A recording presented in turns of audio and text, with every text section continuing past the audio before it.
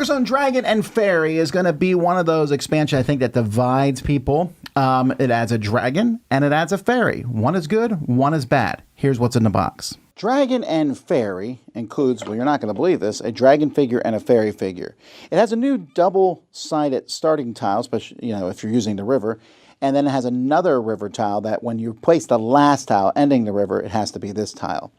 So there are different kinds of tiles in this game. One is pretty simple. Here you have a portal. When you place a portal, you can put your meeple anywhere, not on this tile. You're also going to have these little, there's all kinds of weird extra things that are built, but the new one here is the dragon horde. When a dragon horde is placed, wherever it's placed, the first time, the dragon gets placed on it, and you pick the direction that they go in.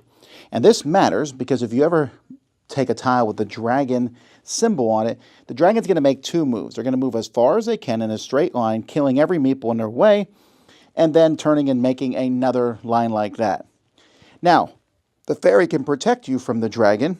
The fairy you get when you finish a road or a city. Doesn't matter if it's yours or not. Then you'll put the fairy of one of your meeples. If the dragon hits you, then the dragon is going to be removed. He'll be put in front of you, and he comes out on the next turn, and you'll put him in one of the dragon lair locations.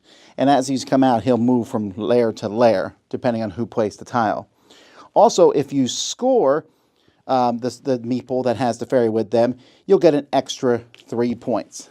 And then there's a whole bunch of tiles that show these different symbols in it in this expansion. The dragon here, the way it moves on the straight lines and everything, I like that it's controllable by the players. So you're going to get a new one out. You're like, ooh, I'm going to place this tile here. You have a bunch of meeples in that line. I'll put it there. You say, well, my turn, I'm going to hopefully get a fairy out and put the fairy down in that line and stop the dragon. But still, you're going to lose some meeples as this game goes by. And some people aren't going to like that. And I get it. And I can see those people rating this lower. I find it to be interesting. The fairy also giving you 3 points, even if you're not worried about the dragon. But the dragon's a real thing. I think I counted 9 tiles that activate the dragon. So it's going to be activated 9 times over the course of the game, likely. But again, the fairy's there to block it. You can also try to put your people in out-of-the-way spots where the dragon has a hard time getting to them. You just add some interesting strategy to the game for me. So a 7 out of 10.